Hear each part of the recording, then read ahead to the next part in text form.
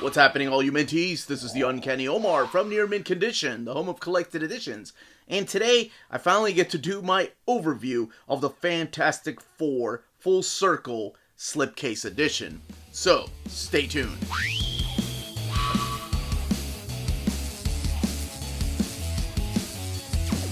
And welcome back, everybody. So what we're looking at here is the Fantastic Four Full Circle. This is the Slipcase Edition. So it's inside of its slipcase, and of course the slipcase has to be blue. Here is the back of the slipcase explaining a little bit about this project. Now, this all came inside, wrapped in plastic, like this. And each one of these that were wrapped in plastic, as far as the slipcase editions, let you know that these are exclusive, limited to 3,000 copies. The only way to get them would be through Diamond or Previews World. So places like your local comic book shop, places like Cheap Graphic Novels, Walt's Comic Shop, those places are the only ones that got these in limited amounts because there were 3,000 copies of these. So the standard edition, here, let me get this out of the slipcase really quick.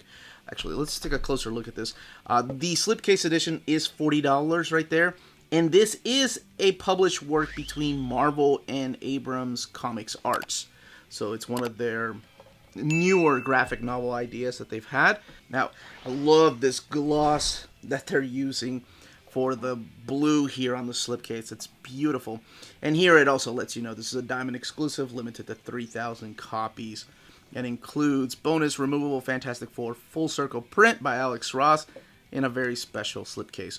Now, the slipcase, as I mentioned, is $40. The standard edition, the one that's available everywhere, is $24.99, and this is exactly what it looks like right here. It's got a dust jacket. Here's the back of the book. This back here gives you an idea of what his artwork looks like. But, man, this book is gorgeous. Has a very unique dust jacket. We're going to look at it here under the dust jacket. But it's a gatefold, almost, dust jacket. So you have your flap right there, which is nice. But here is where it becomes a gatefold, fold out. Oh, that is gorgeous. It's printed in this glossy stock, too.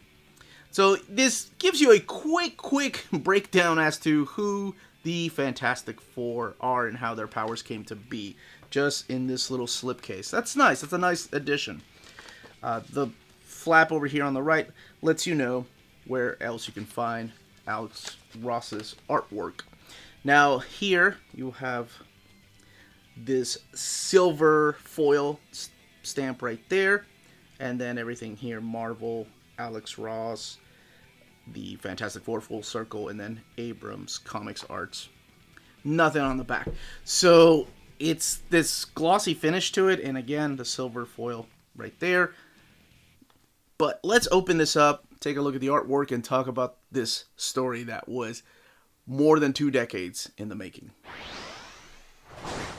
Now, one thing I want to do before getting this book open is compare it to the size of a standard edition trade paperback to kind of give you an idea of the dimensions of the book.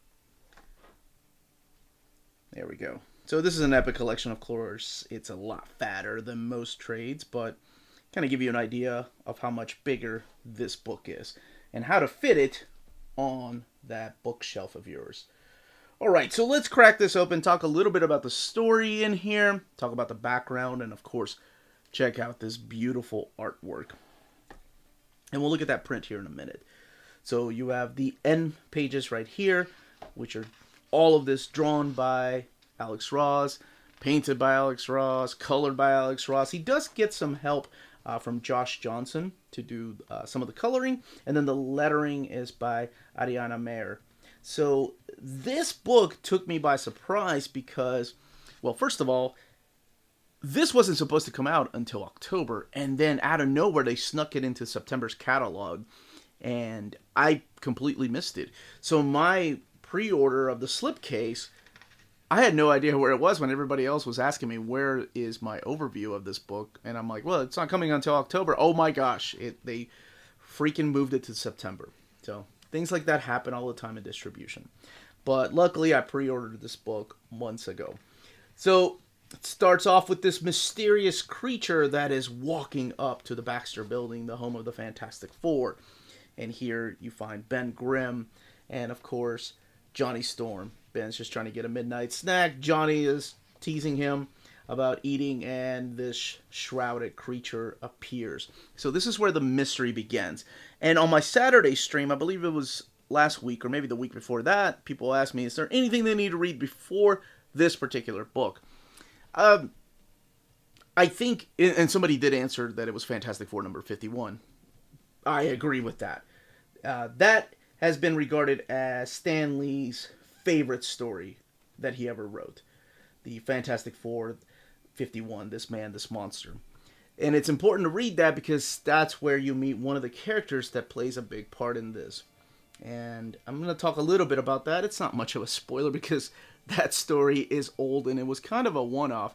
Well, I say that, but then we get to find out this character's name in the pages of, what was it, Web of Spider-Man, sometimes in the 90s by, who was it? Jerry Conway. Jerry Conway brought this character's brother back, and he had a name, and the brother blamed the Fantastic Four for all these things happening. So, this is the return of this character that appeared in This Man, This Monster. And if you're not familiar with that, that's okay. I'll give you a little bit of a rundown. It's the story of this mysterious person that just gets infatuated with the Thing. And he's able to kidnap the Thing, in a way, and switch places with him by the Thing's powers now inhabiting his body, and then Ben Grimm no longer being the Thing. He's a human being. It's kind of heartbreaking, actually, what happens at the end of that story. But in that story, he kind of blames Reed Richards for a lot of things. He thinks that he's not a super villain, but just a bad guy that is doing everything for fame and fortune. Later, he finds out that Reed Richards is actually a pretty decent guy. So when the time came to either save Reed Richards or let him go into the negative zone. By the way, the negative zone at the time was not ruled by an Annihilus. That didn't come until a few annuals later. But he made the ultimate sacrifice and sacrificed himself to pretty much swap out places with Reed Richards, and they never got to find out his name. Like I said, until that, I think it was a Web of Spider-Man issue in the 90s that we got to find out this character's name. But it is brought back up here. So that's who this mysterious shrouded creature is that appears at the Baxter Building. If you're not seeing the Invisible Woman during this time, that's because my girl Sue is completely naked, and her brother's like, ew, never mind, don't materialize, do not, please. But this is the type of artwork that you're going to find through here. And it's very unique. It's very interesting to see Alex Ross playing around with his art. We've seen this type of art before from him when it's just pencils and inks. Although he's not really using inks. He's using some form of paints for the blacks. But we've seen this in the Thy Kingdom Come, which is the follow-up to Kingdom Come in the pages of JSA. So we've seen him do pencils. We've seen him write stories. As a matter of fact, he is writing this story. You saw it in the credits right here. I'm not going to flip through every page, I promise. Alex Ross, script, right there. Pretty cool. So this is 25 years in the making. And I say that because after Marvel's, Tom DeFalco, who was editor-in-chief at the time, approached Alex Ross and asked him, hey, would you like to do a follow-up story to a classic, any of our classic stories? And they were pushing the idea of This Man, This Monster on Alex Ross.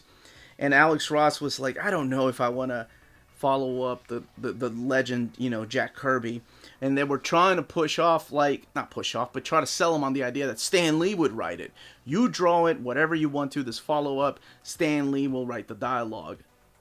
Oh my gosh.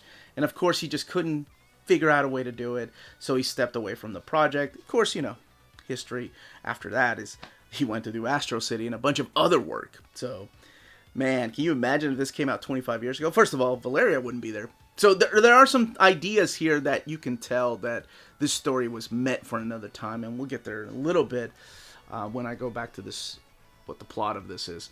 So, fast forward some years, when the Fantastic Four were no more, and after James Robinson's run, the Fantastic Four line was canceled, Marvel again put out hey, we're looking for new writers. This is right before Dan Slott got it. So even Alex Ross threw a pitch out there that unfortunately didn't get made. But here we are now, years in the making, decades in the making, and we finally get full circle. So yes, it is a direct follow-up to issue 51, but I'm going to throw another issue in there that I think is just as important, and that is issue 107. You can find out for yourself. Go back and crack those omnis open and read these stories. But the story goes that, hey, this mysterious guy that showed up in the pages of Fantastic Four 51 is back, but it's not really him. Or maybe it is. Might just be some kind of warning, because it unleashes all these negative zone creatures.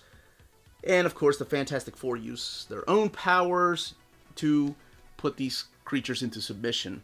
Of course, being Reed Richards, he decides, we're gonna go and investigate. I love Herbie the Robot right there. There's so many Easter eggs in here. It is Alex Ross after all. But they're gonna go and investigate. They get all new suits. So Reed Richards makes them these new suits that are able to pretty much contain them in the negative zone, so they don't need a ship to be out there in the negative zone. I think it's really cool. So this is the type of artwork you're going to see in here. Of course, most of us are used to Alex Ross doing full paints, but in here he's just using pencil, and yes, the blacks are painted on there, but he's also using this flat coloring, and he's doing that to kind of capture that pop art style that Jack Kirby was doing in the 60s. You can see some of the Kirby crackle through here too. And don't get me wrong, there are some beautiful, beautiful pieces in here. This is amazing. It's like some of these double page spreads are just absolutely stunning. Just take this in.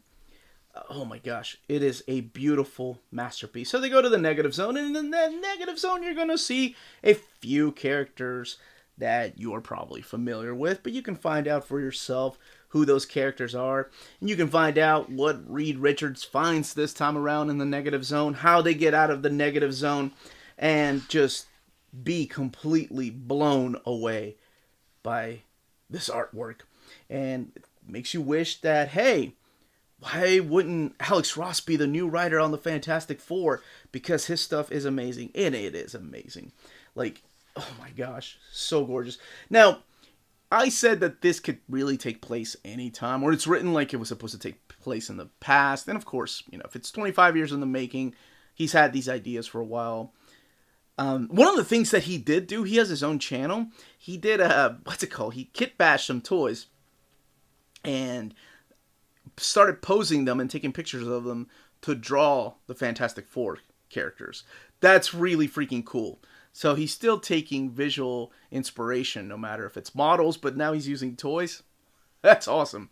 But the addition of Valeria and Franklin here, let me get to that page. I am censoring every single part of these two pages with the exception of that one panel, because I just wanted to show you that Valeria and Franklin are in this story. But that panel leads me to believe that this was supposed to take place in the past, and then he added things like that in there. So it is after Valeria is born, and it looks like she's the age that she is in Dan Slott's run. But honestly, it feels timeless. The print all the way here in the back is in this vellum paper, or what we used to call back in the day tracing paper. So it's like this vellum envelope. It's a see-through, but it is this print by Alex Ross of the classic FF4 characters. Just slide that back in there. Are any of you taking that out and hanging it up? Or have any of you even opened up the book? Let me know in the comments down below. Now let's talk about the paper quality. So the paper is this really, and I mean really thick, glossy finish to this paper. It is sewn binding. Not much of an eye, but you don't really need one. It's 64 pages. It is a quick read. And one of the questions I'm sure I'm going to be asked is, if I don't know anything about the Fantastic Four, can I jump in here and read this? I wouldn't really suggest that. While it's a beautiful read, it's a fun read, it is Alex Ross, and the way that he draws and paints, and the way that he writes really relies on nostalgia. that you at least have to know some things about these characters in order to enjoy these stories, whether that's Thy Kingdom Come, or whether that's things like Marvel's, or even the original Kingdom Come, or this. I feel like you would have to at least know some things. Yes, he does a really good job of like letting you know, these are the Fantastic Four. You have Reed Richards, Sue Storm, Johnny Storm, and Ben Grimm. And these are their powers. This is how their powers came to be. But I don't think that's really enough, because even at the very beginning, when they're trying to subdue all of these negative creatures, they're using their powers in advanced ways. So if you're just used to the Invisible Woman turning invisible, you're going to be like, wait a minute, how can she create these little shields that go inside of... Anyway, you can find out for yourself when you read this. It is a beautiful book, a love letter to Jack Kirby and Stan Lee's wonderful run on the Fantastic Four. And this should be in everybody's library. This is by far one of my favorite releases this year. And whether you get the slipcase, if you can still find it out there, if you go to comic book stores, call around. I know Cheap Graphic Novels had a couple left as of this video. But regardless, if you can't find it, then there's also the standard edition that is available everywhere. But that, as they say, is that. If you're interested in purchasing either version of this, if it's still in stock, the slipcase that is, don't forget to check out our sponsor, cheapgraphicnovels.com, your online home for graphic novels and collected editions up to 50% off cover price. They have excellent shipping and prompt and helpful service. Check out their bargain deals for up to 90% off cover price. And don't forget that CGN also takes pre-orders. That way you don't miss out on the hottest releases. And they are currently running a special promotion for you Minties. If you're a first-time customer, after receiving your order confirmation email, reply back to that email and let them know Near Mint Condition sent you their way. They will then apply a free shipping promotional credit to your next order in the US. Cheap Graphic Novels, your source for the hottest books with the kind of deep discount, quality shipping, and customer service that will keep you coming back for more. And that was the content, the page count, and build of this collected edition. It is a beautiful book, and regardless of whether you get the slipcase or the standard edition, I 100% recommend getting it if you're a fan of Alex Ross's artwork. I know there are people out there that don't like it. Crazy, right? But anyway, if you have any questions, leave your questions down below. If you have comments, leave your comments down below. Don't forget to check out our Patreon and Spread Shop. Amazing ways to support the channel if you can do so. And more importantly, all of you stay healthy and safe out there. Much love.